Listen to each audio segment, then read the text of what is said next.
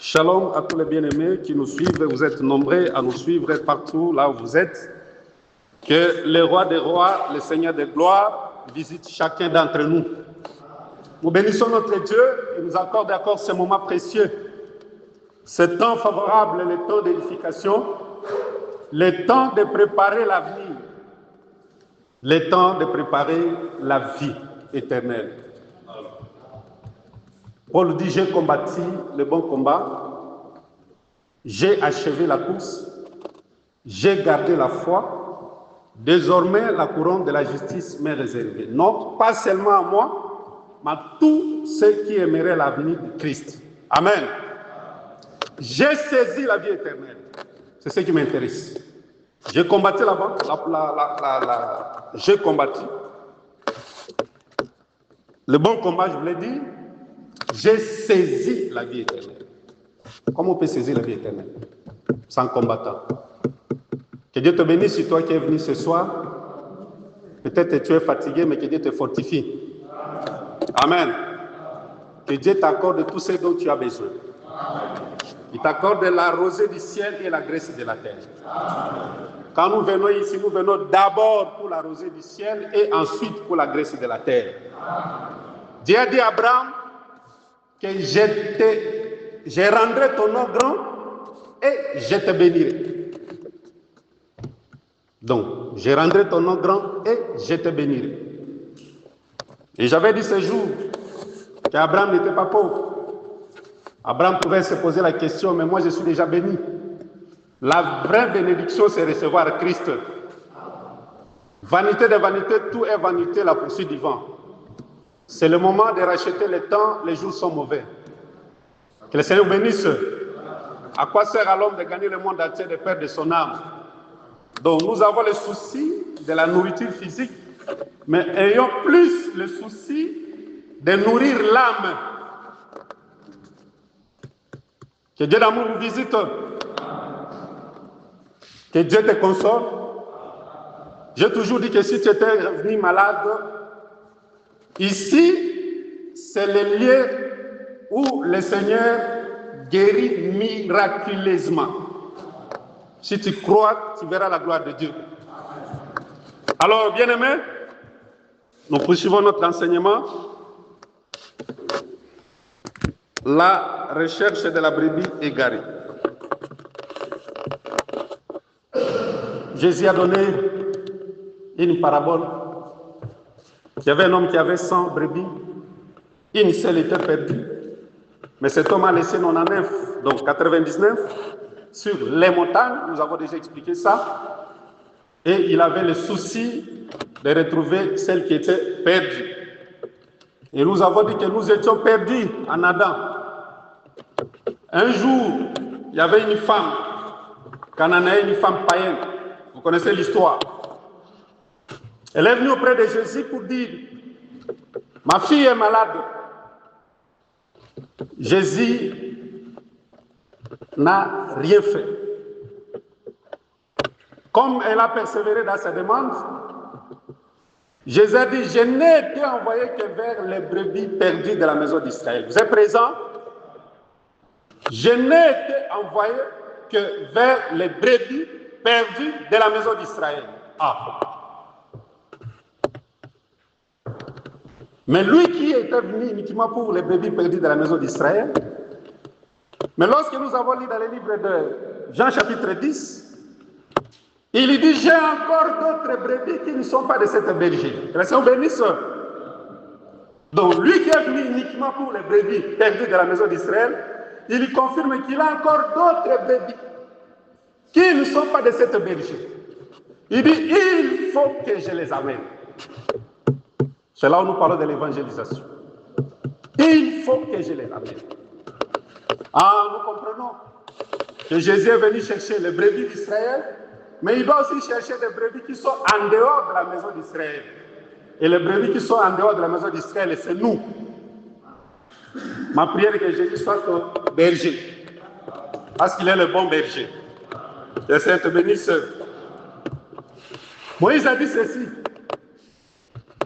Il dit, si tu rencontres le bœuf ou l'âne de ton de ton ennemi s'égarer ou perdu, tu les ramèneras auprès de son maître. Ah.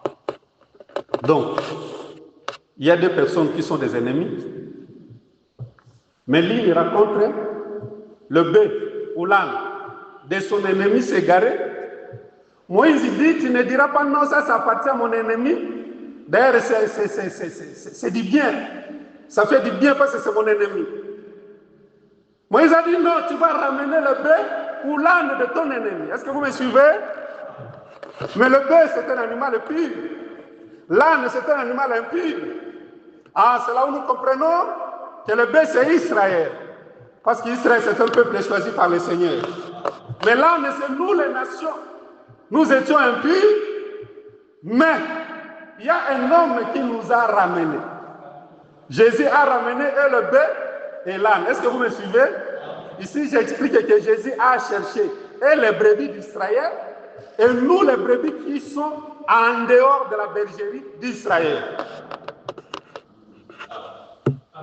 Mais maintenant, si Jésus est ennemi, il est ennemi de qui? Est-ce qu'on va dire que l'ennemi de Jésus ici, c'est le diable? Alors, si le diable est l'ennemi de Jésus, d'après ces versets, donc nous et Israël, nous appartenons au diable, non? Paul a prêché, même Jacques a dit que le péché rend quelqu'un ennemi de Dieu. Est-ce que vous me suivez? Donc le péché crée l'inimitié entre nous et Dieu. Mais Jésus à la croix, il s'est fait pécher. Ici, je vais expliquer que l'ennemi, c'est Jésus. Maintenant, l'ennemi de Jésus, c'est Dieu le Père. Est-ce que vous me suivez? Le bœuf, c'est Israël, l'âne, c'est nous. Et nous et Israël, nous sommes le peuple de Dieu. Maintenant, qui devait ramener à Dieu ce peuple qui était perdu? D'après Moïse, il faut qu'il soit son ennemi. Quand est-ce que Jésus est devenu l'ennemi de Dieu? C'est à la croix. Parce qu'à la croix, le Seigneur s'est fait pécher. Vous me suivez? Je suis en train d'expliquer parce que vous savez que si l'Écriture n'est pas expliquée, l'Écriture ne donne pas la vie. Que Dieu te bénisse. Vous êtes le béni de Dieu parce que vous avez l'explication des Écritures. Vous savez que la gloire de Dieu, c'est de sonder les choses. C'est pourquoi quand Salomon a construit le temple, il dit Dieu veut habiter dans l'obscurité. Cette obscurité-là, ce n'est pas le péché. Toute obscurité n'est pas le péché. Salomon dit oh, l'Éternel veut habiter dans l'obscurité. Dieu qui habite dans l'obscurité, c'est Dieu qui se cache, qui se couvre. Vous êtes présent? Voilà pourquoi quand vous voyez tout le parcours de Jésus, c'était de mystère en mystère, de mystère en mystère. Tout ça parce que Dieu est dans la joie lorsqu'il cache les choses. Mais nous sommes le bénis de Dieu parce qu'il nous a révélé les choses qui sont cachées. Voilà pourquoi il faut expliquer les Écritures. Laissez-moi bénir ceux. Oui, Jésus, toute sa vie, est plein de mystères. Remarquez. Pourquoi je suis allé là-bas? Parce que je vais expliquer que Jésus est l'ennemi de Dieu à la croix. Et parce qu'il est l'ennemi de Dieu à la croix, il doit ramener le bœuf de Dieu et l'âne de Dieu. Le bœuf de Dieu, c'est Israël, l'animal pur. Mais l'âne de Dieu, c'est nous, les nations, l'animal impur. Jésus, dès sa conception, vous savez bien, vous lisez les Écritures, une ombre devrait couvrir Marie, n'est-ce pas, non? Mais pourquoi l'ombre doit couvrir Marie? Quand il est né, Jésus a été émailloté. Au lieu qu'il soit découvert, il soit à la portée de tous, il a été émailloté. Que le Seigneur bénisse. Même quand il grandissait, la Bible dit qu'il était confondu avec ses disciples. C'est pourquoi ce n'était pas facile d'attraper Jésus. Donc il était très confondu là. C'est difficile de le savoir qui c'est lui ou ce n'est pas lui. Même Judas a dit, je connais cet homme-là. Vous ne pouvez pas le saisir facilement. Alors, laissez-moi vous donner un signe. Mais quand il meurt, la Bible dit les ténèbres étaient sur toute la terre, de 12h à 15h. Est-ce que vous me suivez? Je suis en train de dire que toute la vie de Jésus est pleine de mystères. Jésus, c'est la parole. La parole de Dieu, c'est un mystère. Quand vous avez la révélation, c'est que vous êtes le béni de Dieu. Parce que Delilah a dit à son mari que tu ne m'aimes pas. Parce que si tu m'aimais, tu ne peux pas me cacher l'énigme. Mais quand Jésus ressuscite, la Bible dit qu'il est ressuscité avant la lumière du jour. Mais pourquoi il se cache toujours? Mais quand il reviendra, Matthieu 25 dit qu'il reviendra au milieu de la nuit. Mais, parce que nous sommes sa femme, nous avons l'explication de toutes ces mystères. Que le Seigneur vous bénisse. Applaudissez le Seigneur de gloire.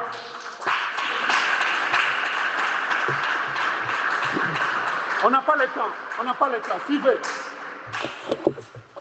Je suis en train de démontrer que Jésus dit à la femme cananéenne que je n'ai été envoyé que vers les brebis perdues de la maison d'Israël. Mais j'aime cette femme. Jésus ajoute que le pain des enfants ne peut pas jeter ça aux chiens. Vous êtes présent? La femme dit oui, tu as raison. Mais les chiens mangent les miettes. Que le Seigneur vous bénisse. La femme avait la révélation que Moïse a dit que l'animal qui est déchiré dans les champs, il faut jeter ça aux chiens. Or, Jésus est mort en dehors de la vie. C'est qu'il est mort dans les champs. Comme il est mort dans les champs, c'est la nourriture des chiens. Ne dis pas que le docteur nous a injuré que nous sommes des chiens. Et Jésus a dit que même en Israël, je n'ai pas trouvé une grande foi comme la foi que j'ai trouvée chez cette femme cananéenne. Ah, lui qui était venu uniquement vers les brebis perdues de la maison d'Israël. Mais dans Jean chapitre 10, il dit que j'ai encore d'autres brebis. Il faut que je les amène. C'est ainsi que je viens de dire. Jésus à la croix, il s'est fait ennemi de Dieu. Parce qu'il était devenu ennemi à cause du péché. C'est pourquoi le Père l'a abandonné, non? Vous savez que Jésus a dit, mais mon Dieu, pourquoi tu m'abandonnes? Quand tu es dans le péché, Dieu va t'abandonner. Que le Seigneur te bénisse. Ici, j'exhorte et je reprends. Si tu vis dans le péché, Dieu va t'abandonner. Dieu a abandonné Jésus à la croix parce que Jésus s'est fait pécher. Comme il s'est fait pécher, il devient l'ennemi de Dieu. Et dans cette inimitié, il a tout fait pour ramener à Dieu le bœuf et l'âne qui étaient égarés. Que Dieu nous console au nom de Jésus-Christ. Alors la brebis égarée, nous avons dit c'est Adam, c'est Israël et c'est nous. Mais la question la plus importante ce soir, comment la brebis a été égarée? Comment la brebis a été égarée? C'est pourquoi j'ai dit qu'il faut lire les livres de Jean chapitre 10, tous les chapitres, vous allez comprendre. Jésus commence par dire que je suis la porte des brebis. Il dit, les mercenaires n'ont pas le souci des brebis. Parce que les brebis ne lui appartiennent pas. Moi, je suis le bon berger. Donc, il est la porte des brebis. Il est le bon berger. Il dit, si quelqu'un entre par moi, est-ce que vous êtes présent? Il sera sauvé. Il entrera, il sortira et il trouvera de pâturage. Ah. Le berger donne la vie pour ses brebis. Mais les mercenaires, lorsqu'il voit un loup venir, les mercenaires doivent fuir. Il laisse les brebis. Maintenant, le loup vient, il ravit les brebis et il fait disperser les brebis. Est-ce que vous me suivez? Ici, j'explique comment la brebis a été égarée. Comment? C'était comment? La brebis a été égarée comment? Nous comprenons d'après cette écriture qu'il y a le berger, le propriétaire des brebis. Mais à un moment donné, le brebis était sous la garde du mercenaire. Et l'Écriture confirme, l'Écriture ne dit pas que les mercenaires, les loups avaient tué les brebis, non. Il les a ravis et les fait disperser. Maintenant, quand le bon berger viendra, c'est normal qu'il y recherche les brebis qui étaient dispersées. Que le Seigneur bénisse. Que Dieu d'amour bénisse. Ah, nous comprenons ici dans Jean chapitre 10. Il y a le bon berger, il y a le mercenaire, mais il y a le loup et les brebis. Ah, c'est qu'il y avait un berger il y a une bergerie. Mais à un moment donné, il a confié la bergerie à un mercenaire. Mais parce que le mercenaire n'a pas le souci des brebis, le mercenaire est incapable d'affronter le loup. Il y a eu un loup. Le loup, c'est un animal féroce. Vous me suivez? C'est un animal terrible. Quand le loup est arrivé, le mercenaire a fui. Le loup a saisi les brebis et il a fait disperser les brebis. Il les a fait disperser. Que le Seigneur bénisse. C'est comme ça que les brebis se sont égarées. Mais parce que le bon berger, il a le souci de récupérer ses brebis, il a fini par chercher ses brebis. Que Dieu d'Israël vous bénisse. Que le Seigneur vous accorde l'explication de cette écriture. Applaudissez le Seigneur de gloire. Ah, la Bible. La Bible.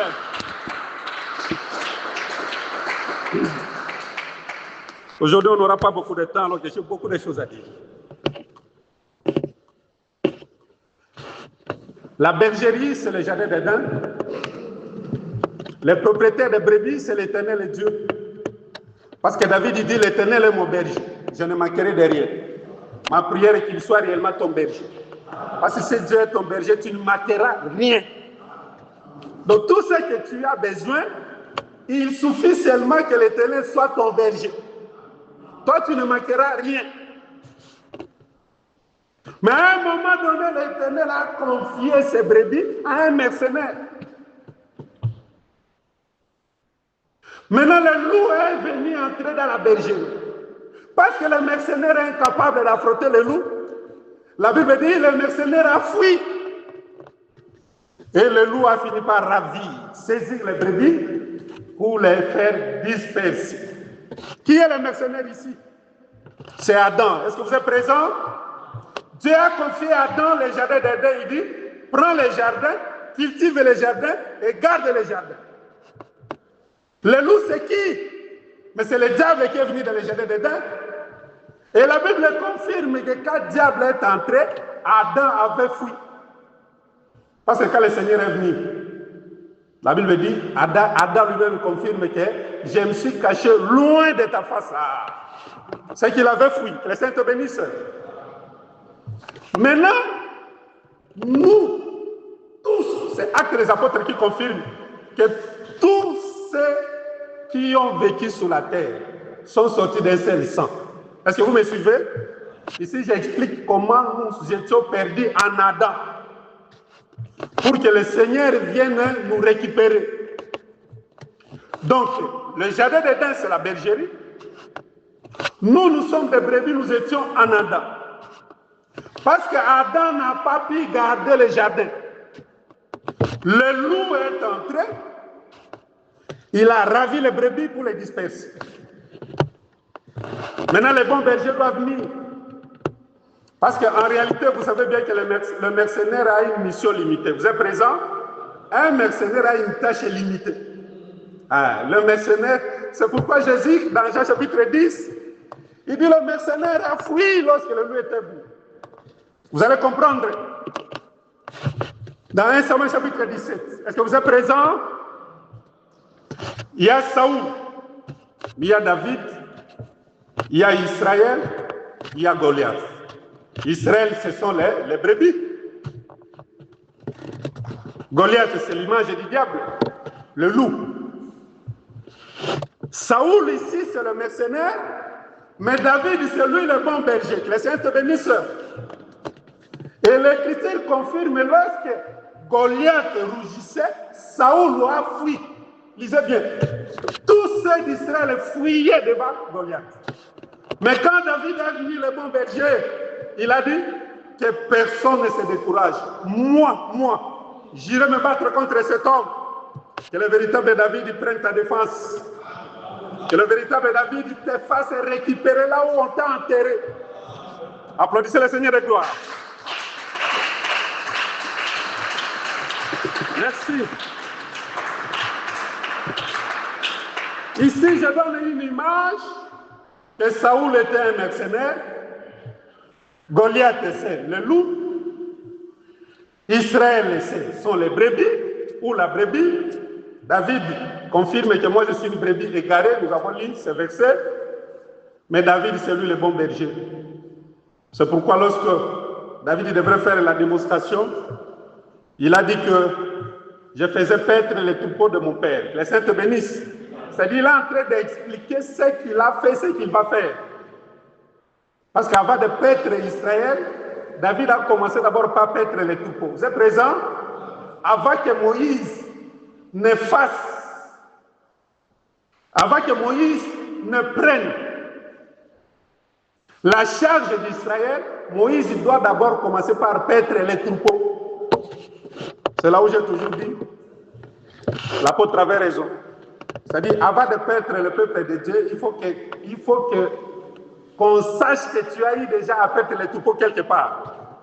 Vous n'avez pas compris. Avant de diriger l'église, il faut d'abord diriger ta maison. Tout ministre qui ne dirige pas bien sa maison, n'est pas digne de diriger l'église du Seigneur. Parce que David, avant de prendre la charge d'Israël, il doit d'abord paître les troupeaux. Moïse aussi, que le Saint te bénisse. Alors le loup c'est Goliath, Saoul fuyait, mais David, parce qu'il est bon berger, il n'a pas pu fuir. Il a donné sa vie, parce que Jésus a dit que moi le bon berger, je donne ma vie pour mes brebis. Parce que le fait de David d'affronter Goliath, il a donné sa vie.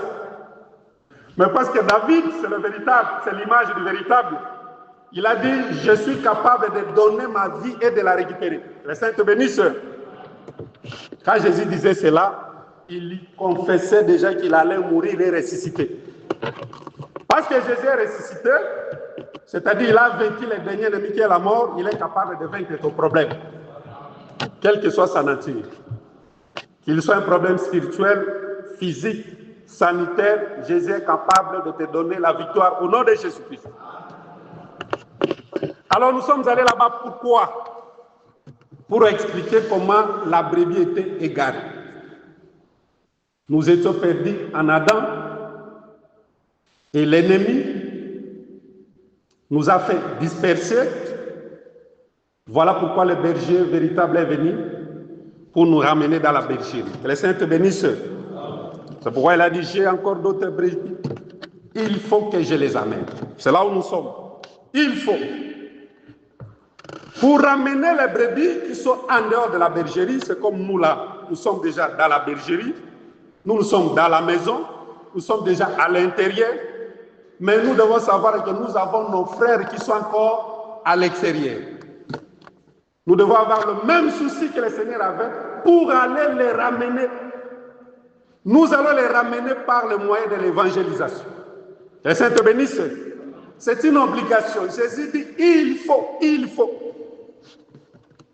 Parce que Salomon dit ceci, celui qui vend le blé, il sera béni. Mais celui qui retient le blé, il sera maudit. Donc la vente du blé amène la bénédiction. Le blé, c'est la parole de Dieu. C'est-à-dire qu'il faut publier la parole de Dieu, il faut annoncer la bonne nouvelle, il faut appeler les gens à venir en Christ. Faire cela, c'est servir le Seigneur. Et tout travail dans l'œuvre de Dieu a une récompense. Je ne cesse de le dire, tout ce que tu fais, tu ne le fais pas pour un homme. Si tu travailles pour les hommes ou pour un homme, tu seras dessus. L'homme va mourir, tu vas attendre la récompense jusqu'à ce que tu vas aussi mourir. Mais travaille pour celui qui a la capacité de te payer. D'abord, la vie éternelle. Que Saint te bénisse. Que Dieu d'amour te bénisse. Parce que quand il a dit à Abraham, je rendrai ton nom grand, Dieu n'a pas dit que je rendrai ton nom long. Parce qu'il y a déjà l'église. Vous voyez, Dieu a dit, il rendra le nom d'Abraham grand, veut dire Abraham qui deviendra Abraham. 5 lettres qui deviendront 7 lettres. C'est terrible, hein? Chacun rendra compte de ses enseignements devant Dieu. Rendre le nom grand, il faut demander Apocalypse. Dieu dit, il va confesser ton nom devant le Père et devant les anges. C'est ça. Pour que ton nom devienne grand, il faut que ton nom soit confessé devant le Père et devant les anges. C'est-à-dire, si ton nom est inscrit dans le livre de vie, c'est que ton nom est grand. Même si aucune autorité de ce monde ne te connaît, tu es déjà grand devant Dieu. Que le Seigneur rende ton nom grand. Parce qu'il a dit, je rendrai ton nom grand et je te bénirai. C'est-à-dire, le nom sera inscrit dans le livre de vie, mais aussi il y a les bénédictions dont nous avons besoin sur la terre. Que Dieu nous accorde cela. Car en attendant la vie éternelle, nous avons besoin de vivre toutes les promesses de Dieu sur la terre. Que les saints te bénissent. Il faut vendre le blé parce qu'il y a une promesse derrière la vente, la bénédiction. Mais celui qui retient le blé, il sera maudit. Voilà pourquoi nous devons aller vendre le blé. Que les saints te bénissent pour que nous soyons bénis. Alors écoutez mes frères, l'évangélisation. Jésus a donné une parabole dans Matthieu chapitre 13. Il dit ceci: le royaume de Dieu est semblable à un filet jeté dans la mer. Lorsqu'il est rempli, les pêcheurs le tirent au rivage et ils vont procéder à trier les bons et les mauvais poissons.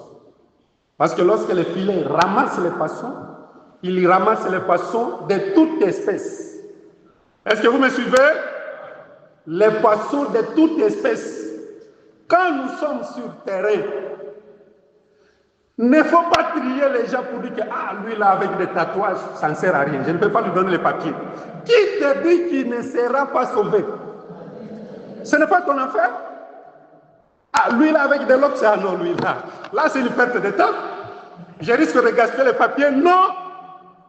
Sur terrain, appelez les gens de toute espèce. Toi, tu ne sais pas, bien-aimé. Ce que Dieu a prédestiné d'avance, il finira par les appeler. Il finira par les justifier. Il finira par les glorifier. Les saints te bénissent. Parce que quand Dieu t'appelle, il doit te justifier avant que tu sois glorifié. Je reprends. Ce que Dieu a prédestiné, Romains chapitre 8, verset 29 et verset 30. Ce que Dieu a prédestiné d'avance, il les a appelés. C'est une étape. Dieu t'appelle, il doit te justifier. C'est-à-dire, il doit pardonner tes péchés. Il doit oublier tout ce que tu as fait. Mais à la fin, même s'il te justifie, la finalité pour que tu sois glorifié un jour. La glorification, c'est l'enlèvement. C'est être avec Christ ensemble, que Saint te bénisse. Dieu ne peut pas t'appeler, après il te laisse comme ça. Non. S'il t'appelle, il doit te justifier. Alors, il ne faut pas trier les gens pour dire lui là, tel que je le vois, même s'il venait à l'église, non. Non, parce que même nous aussi, nous étions comme eux. Que les saints te bénissent. Ne triez pas, donnez comme si vous donnez à l'aveugle, vous donnez comme ça. C'est comme si vous avez fermé les yeux. Parmi ceux-là, il y a des enfants de Dieu. Il y a des brebis du Seigneur qui sont en dehors de l'église. Que les saints te bénissent. Mais sachez que dans la Bible, il y a 2 pêches. Est-ce que vous êtes présents? Il y a la pêche à l'hameçon et la pêche au filet. Suivez. La pêche à l'hameçon ne vise qu'un seul poisson. Mais la pêche au filet vise plusieurs poissons. C'est très important. L'hameçon ne vise qu'un seul poisson. Mais le filet vise plusieurs poissons. Alors dans Matthieu chapitre 17, vous connaissez cette histoire. La Bible dit, Pierre il a raconté ceux qui percevaient les 2 drachmes, c'est-à-dire les impôts. Ils lui ont posé la question. Monsieur, viens. Vous savez, ces gens, Ils sont bizarres, hein? Les collecteurs d'impôts. Ils sont sans pitié. Monsieur, viens.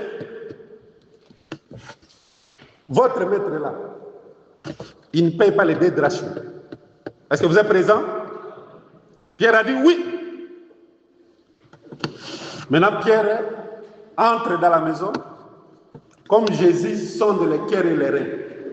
Jésus n'a même pas besoin que tu lui racontes tes problèmes, il le sait. Mais quand il te demande de prier, c'est pour ton intérêt. Il lui dit à Pierre, qu'est-ce qui se passe, Simon? Les rois de la terre, de qui perçoivent-ils? Les tribus ou les impôts? De leurs fils ou des étrangers? Ce jour-là, Pierre a été questionné 2 fois. Par ceux qui perçoivent les impôts, mais aussi par Christ. Mais j'aime Pierre parce que lui, il répond toujours bien. Pierre dit, Seigneur, ils perçoivent les impôts des étrangers. Je suis en train de chercher la pêche à l'hameçon. Vous me suivez? Ne soyez pas distraits. La pêche à l'hameçon. Qui ne vise qu'un seul poisson. Mais la pêche au filet vise plusieurs poissons. Jésus dit à Pierre, les rois de la terre, de qui perçoivent-ils les impôts? Des étrangers ou de leurs fils? Pierre répond valablement, il dit, des étrangers. Jésus dit, ah, ok. Donc les fils sont exaltés, soit exonérés, soit exemptés. Pierre dit, oui, ils sont exemptés. C'est là où je comprends que Jésus était fils de la maison, non? Pierre était aussi fils de la maison. Mais Jésus dit ceci, pour ne pas les scandaliser. Vous êtes présents? C'est-à-dire, Jésus avait le droit de ne pas payer les impôts. Mais il a renoncé à ses droits. C'est que dans la vie chrétienne, on peut renoncer à un droit. Mais les devoirs, on ne peut pas les renoncer. Aller évangéliser, c'est un devoir, ce n'est pas un droit. Parce que Jésus dit, il faut que je les amène. Est-ce que vous me suivez? Un droit, on les renonce, mais pas un devoir. Les devoirs, c'est une obligation. Vous savez que Paul a renoncé à ses droits, non? Il dit, n'avons-nous pas le droit de ne pas travailler? C'est très important. Est-ce que vous me suivez? Un homme de Dieu, un ministre de Dieu a le droit de ne pas travailler. Ça veut dire quoi? L'Église doit le prendre en charge 100%. Ici, il n'y aura pas d'amen. J'ai donné le verset. N'avons-nous pas le droit de ne pas travailler? C'est-à-dire, un homme de Dieu, il peut refuser de travailler. Il est là, vous le prenez en charge en tout. C'est-à-dire, s'il a besoin de s'habiller, vous achetez les habits. S'il a besoin d'une maison, vous achetez la maison. S'il a besoin d'une voiture, vous achetez. S'il dit non, là, moi je veille la voiture là, vous achetez. Ah, il n'y aura pas d'amen. Mais c'est la vérité de l'évangile. Mais Paul a renoncé. Renoncer veut dire, ok, bon, je vais quand même travailler, mais c'est mon droit de ne pas travailler. Je suis allé là-bas pourquoi? Christ, il est fils de la maison. Pierre, il est fils de la maison. Mais ils doivent payer l'impôt pourquoi? Parce que Pierre a déjà répondu que les impôts, on perçoit chez les étrangers. Les fils de la maison sont exonérés, exemptés. Mais Jésus dit pour ne pas les scandaliser. Vous êtes présents? Prends l'hameçon. C'est ce qui nous concerne ce soir. Va dans la mer. Jette l'hameçon. Le premier poisson qui viendra. Ouvre sa bouche. Tu trouveras 2 drachmes. C'est-à-dire un statère. C'est la même chose. Et il cherchait 2 drachmes. Mais Jésus dit dans le poisson, vous trouverez un statère. Ce n'est même pas une révélation. C'est-à-dire la monnaie grecque. Quand vous prenez un statère égal à 2 drachmes. Est-ce que vous me suivez? Vous me suivez? Je donne un exemple. À l'époque des francs français et euros. C'est un exemple que je donne. On peut dire que 10 euros égale à 20 francs français. C'est la même chose. Pour ne pas les scandaliser, prends l'hameçon. Pourquoi je suis allé là-bas, je n'ai pas le temps d'interpréter. La pêche à l'hameçon ne vise qu'une seule personne. Et cette personne, c'est Jésus-Christ, qui a été attrapé par l'hameçon. Vous êtes présents? L'hameçon, c'est la loi, parce que c'est la loi qui a tué Jésus. Le pécheur ici, c'est Moïse. Parce que c'est Moïse qui est venu avec la loi. Vous voyez, Moïse est venu avec l'hameçon pour attraper Jésus. Parce que si Jésus n'est pas attrapé, en lui, il y a des drachmes pour nous libérer de l'esclavagisme de ceux qui perçoivent l'impôt.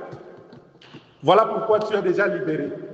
Le diable ne peut plus te réclamer parce que Jésus a déjà payé ce qu'on exigeait. Que le Saint te bénisse. Applaudissez le Seigneur de gloire.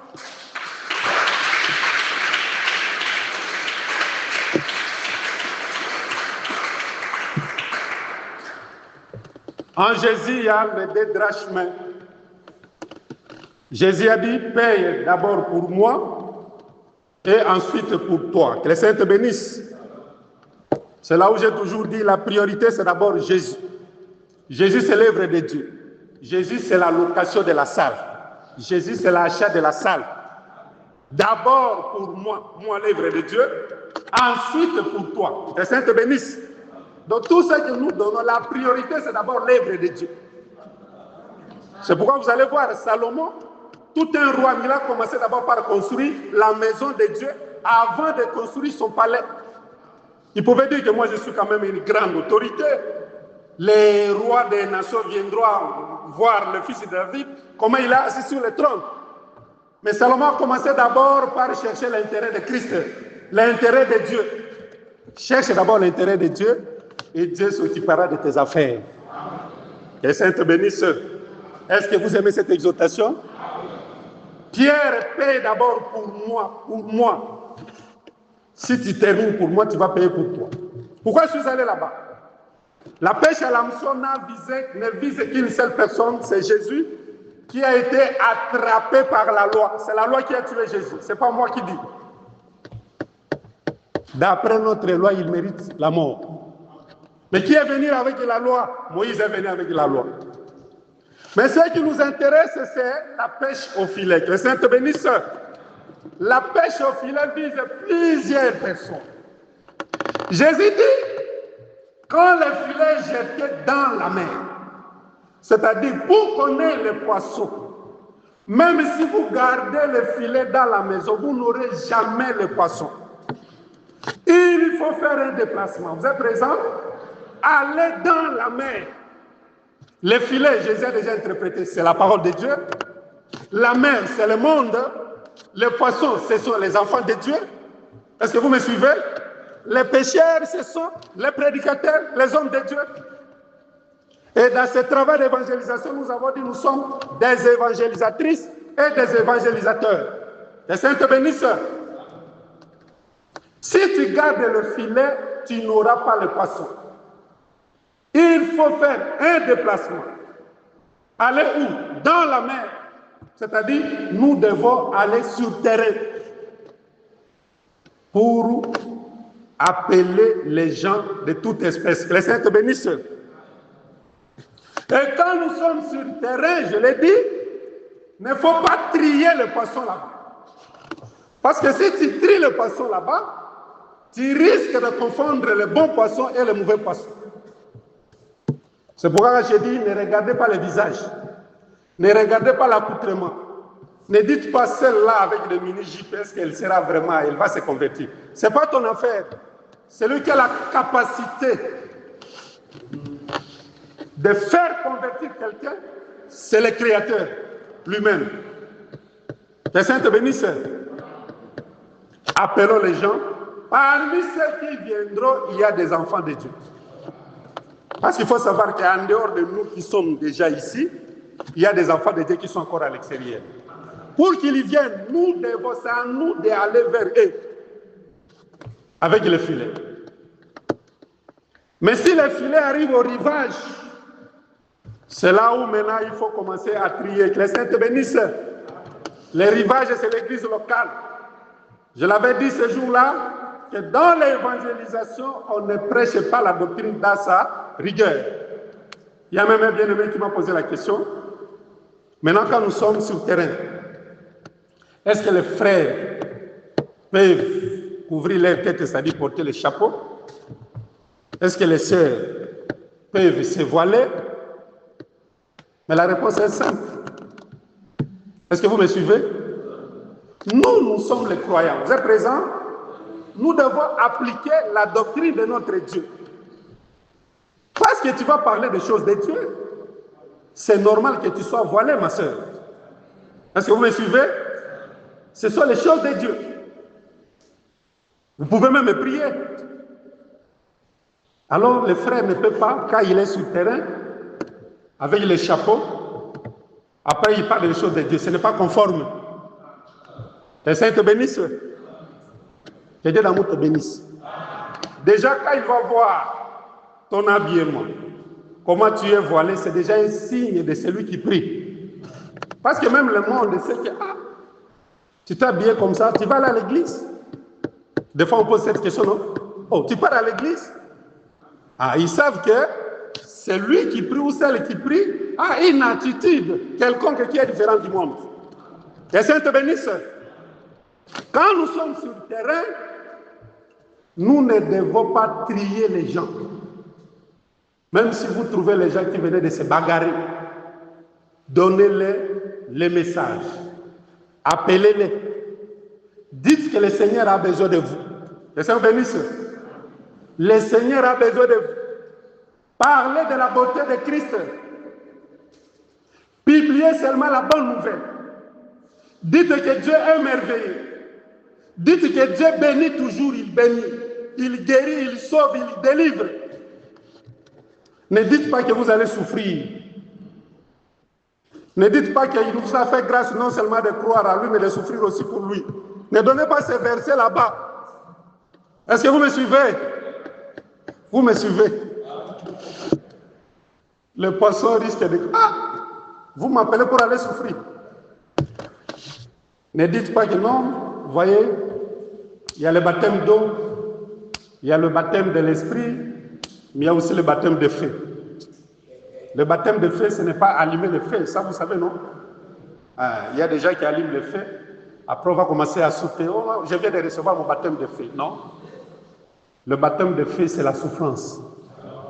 Que le Saint te bénisse. Tu ne peux pas hériter la vie éternelle sans passer par la souffrance. Israël a quitté l'Égypte. Israël traverse la mer Rouge. Israël a chanté. Israël était dans la joie pour dire c'est fini, l'Égypte, c'est fini, c'est fini. La Bible dit dès qu'il traverse la mer Rouge, directement Israël entre dans le désert. Les saints te bénissent. Tu ne peux pas arriver à Canaan sans passer par le désert. Le désert, c'est le chemin de la souffrance. Voilà pourquoi un enfant de Dieu, il est impossible, supportez-moi, impossible. Tu as le Saint-Esprit et tu ne vis pas de tribulations. Maintenant, les tribulations peuvent venir de plusieurs manières. On peut inventer des choses sur toi, mon frère.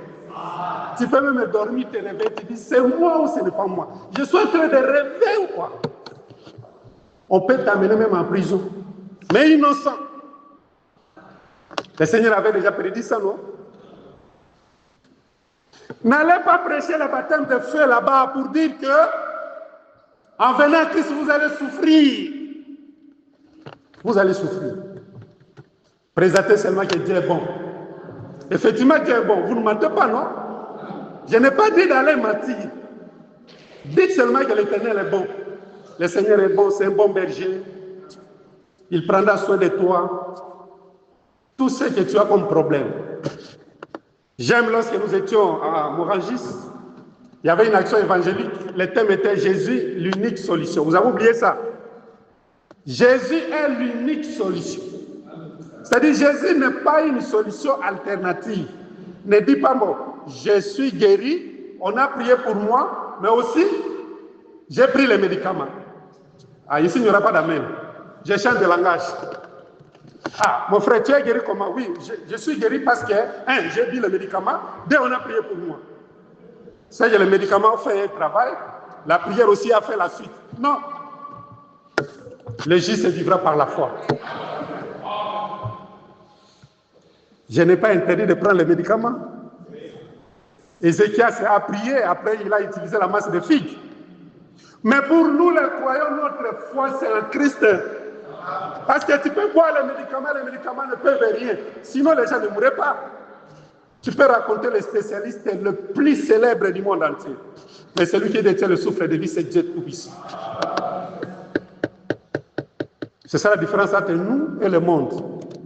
Tout ce que nous avons, nous les recevons de Dieu. Ce n'est pas par nos efforts. C'est ça que Dieu a dit à Israël dans Deutéronome. Souviens-toi, ne dis pas que c'est ma force.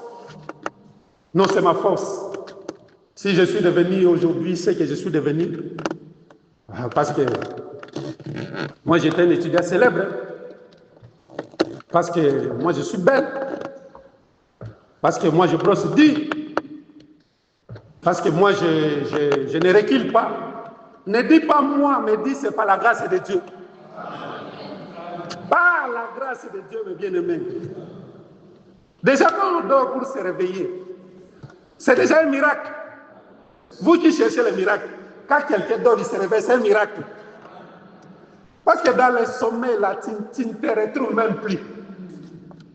C'est pourquoi quand nous dormons, il faut prier le Seigneur s'il peut nous réveiller. S'il veut. S'il ne veut pas, vous savez, il y a des gens qui meurent dans le sommeil, non? Mais Dieu a besoin de toi pour le servir.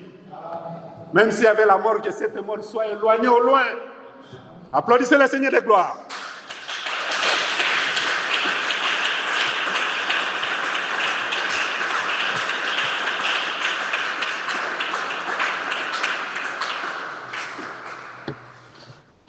N'allez pas prêcher la rigueur de l'évangile sur terrain.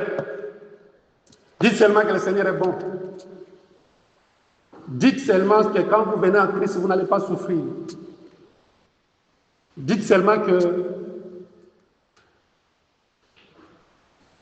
Dieu prendra soin de toi. Maintenant, quand la personne va venir, si c'est une brebis, est-ce que vous me suivez? J'avais dit hier que la brebis a la capacité d'avoir les pieds fourchis, c'est-à-dire la flexibilité devant la vérité. Un enfant de Dieu, même s'il vient pour la première fois, s'il a été prédestiné à croire la vérité, il va croire à cette vérité. Vous n'allez pas le forcer, parce que ce sera comme un rappel que cette bénissez. Et ne dis pas au nom, voyez, comme les gens viennent d'arriver, on ne va pas prêcher la doctrine. Je connais des églises qui ont fait 20 ans. Non, on ne peut pas prêcher la doctrine parce que les gens vont fouiller. Si on prêche la doctrine, les gens vont fouiller. Si on prêche la doctrine, les gens vont fouiller. Bon, maintenant, ceux qui vont mourir alors, avant que vous nous prêchiez la doctrine. Dans l'église, il faut prêcher la parole dans sa perfection. Ceux qui sont prédestinés à croire, ils vont croire. Ce n'est pas l'affaire d'un homme, mais c'est Dieu qui fait grâce à qui il veut. Que Saint te bénisse. Il faut prêcher la doctrine, les éléments de la doctrine. Ma soeur, c'est comme ça ici, mon frère, c'est comme ça. Maintenant, si la personne trouve que cette parole est dure, qui peut la supporter, ça c'est l'affaire de Dieu lui-même. Que Saint vous bénisse. C'est pourquoi si vous lisez bien Jean chapitre 6, qu'est-ce qui s'est passé? Jésus était avec la foule. Jésus a donné le pain pour attirer. Il a opéré le miracle, Jean chapitre 6, verset 2. N'oubliez pas ce verset. Il a opéré le miracle pour attirer. Quand il va à Capernaum, Jésus entre dans la synagogue. C'est dans la synagogue que Jésus a commencé à prêcher le pain dans sa perfection. Vous me comprenez? C'est-à-dire, il a commencé à dire que le pain là que vous avez mangé, c'est ma chair. Ce n'était pas à l'extérieur, c'est dans la synagogue. Maintenant, ceux qui l'ont suivi parce qu'ils avaient mangé le pain, quand ils sont arrivés dans la synagogue, Jésus a prêché la doctrine. La Bible dit qu'il y a une séparation. Cette parole est dure. Nous, on était venus pour le pain. Nous savons que lui, il est là, il est bon, il donne à manger, il guérit les malades, il opère des miracles. Il commence à dire qu'il faut que nous puissions manger sa chair pour avoir la vie. Est-ce que nous sommes venus pour manger la chair? Vous voyez, c'était dans la synagogue. La synagogue, c'est l'image de l'église. Que ça vous bénisse. Ce n'était pas l'extérieur. Dieu est le premier à respecter cet ordre. Je vous ai dit que quand Dieu était avec Israël en Égypte, Dieu ne parlait que de la beauté du pays de Canaan. Il dit c'est un pays qui coule le lait et le miel. Moi je vous pose la question. Quand Israël est arrivé à Canaan, mon docteur, il a trouvé le lait et le miel en train de couler. Est-ce que vous me suivez? Je reprends ma question. L'Éternel a dit c'est un pays qui coule le lait et le miel. Israël a fini par arriver à Canaan. Vous êtes présent? Est-ce qu'Israël a trouvé le lait et le miel en train de couler? Mais Dieu a épargné Israël. Que sur les chemins, tu vas rencontrer Amalek. Sur les chemins, tu vas rencontrer les rois d'Esbon. Sur les chemins, tu vas rencontrer les armées. Si Dieu avait présenté qu'avant d'arriver à Canaan, tu dois combattre, Israël allait dire, si c'est comme ça, ça ne sert à rien, d'aller. Que Saint te bénisse. Présentons seulement la beauté de l'évangile. Appelons seulement les gens qu'ils viennent eux-mêmes écouter. Quand la femme samaritaine a appelé les gens ont commencé par dire aux femmes. Mais quelque part, ils ne sont pas reconnaissants, hein, ces gens-là. Ne dis pas que si nous sommes là, c'est à cause de toi. Non. Ça, c'est l'ingratitude. Ici, j'exhorte que ça vous bénisse. C'est la femme qui est allée dire, venez voir un homme qui m'a dit tout ce que j'ai fait. Maintenant, tout le monde était curieux d'aller rencontrer cet homme. Tout ça, les gens cherchaient le don de la prophétie. Et quand ils sont venus, femmes, nous-mêmes, nous l'avons entendu parler. C'est ce qui est plus important. Que Saint te bénisse. Et ne dis pas c'est à cause de toi. Ah. Ce qu'ils ont dit, ils n'ont pas mat. Mais quand nous exhortons, nous disons qu'ils étaient ingrats. Il faut reconnaître celui qui t'a appelé mon frère, ma sœur. Même si aujourd'hui tu deviens prédicateur, dites que c'est ma sœur reine qui m'a invité. La reconnaissance, c'est la vie des enfants de Dieu. Que Dieu te bénisse. Que Dieu te console. Qu'il te donne la force de les servir. Servons Dieu, mes bien-aimés. Rachetons le temps.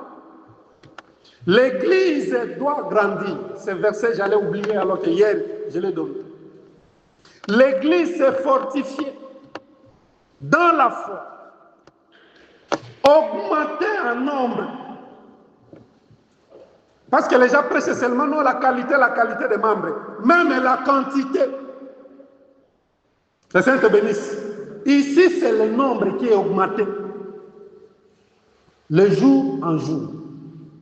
Mais comment l'Église doit augmenter en nombre? Si nous qui sommes là, nous ne levons pas pour aller évangéliser, pour aller appeler les gens. Que Dieu bénisse tous ceux qui font ce travail.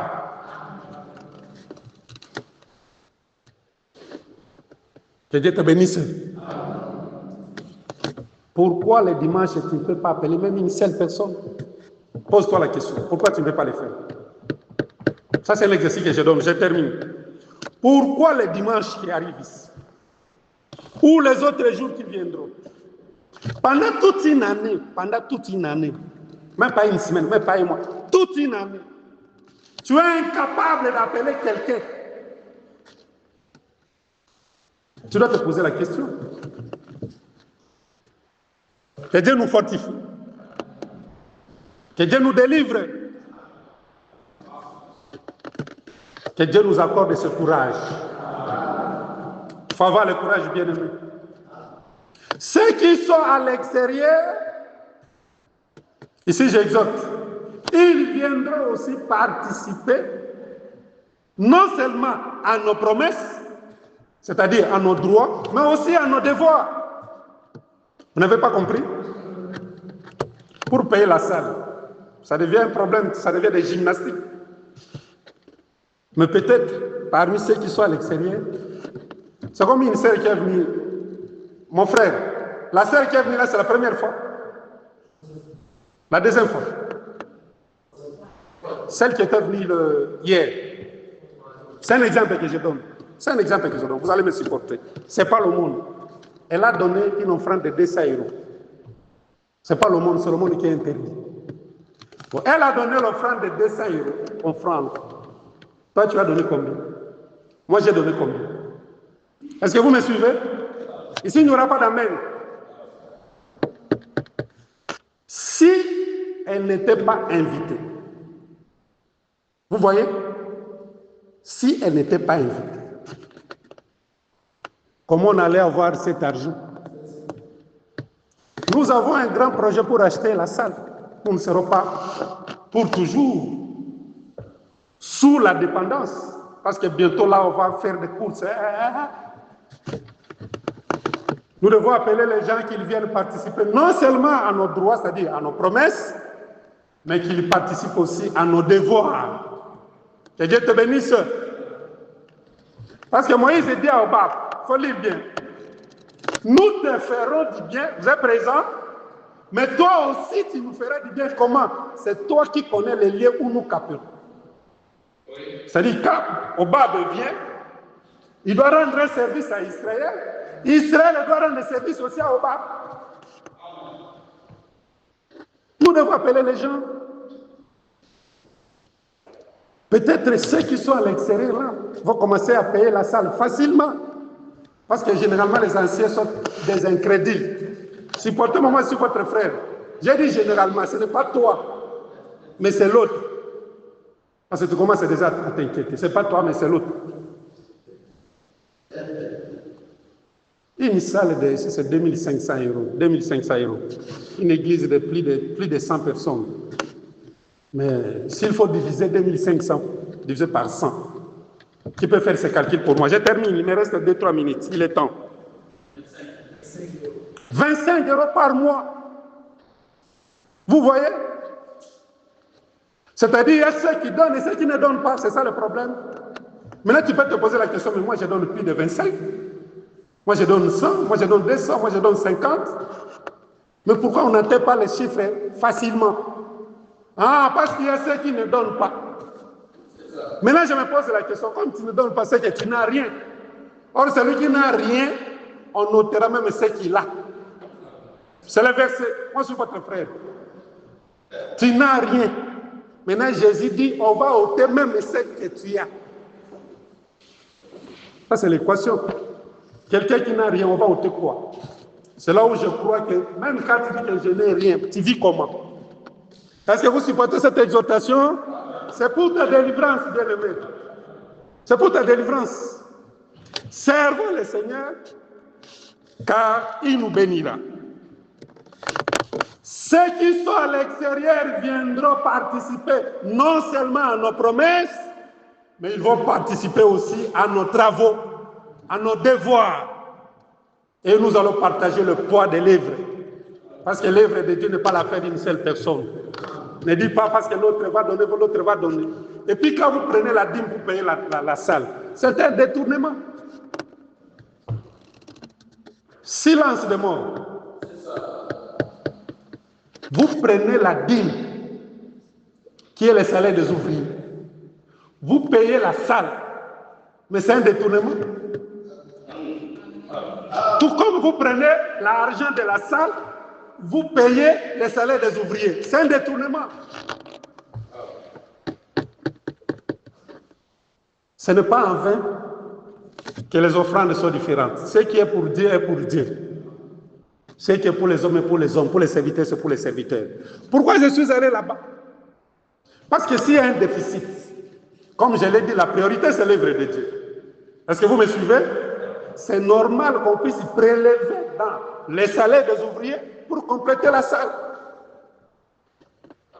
Que Dieu nous délivre. Que Dieu nous délivre. Soyez délivrés au nom de Jésus-Christ. Que le Dieu d'Israël se souvienne de toi. Que tous ceux qui les servent avec persévérance. Je suis venu vous demander. Jésus a dit l'arbre qui ne produit pas le fruit.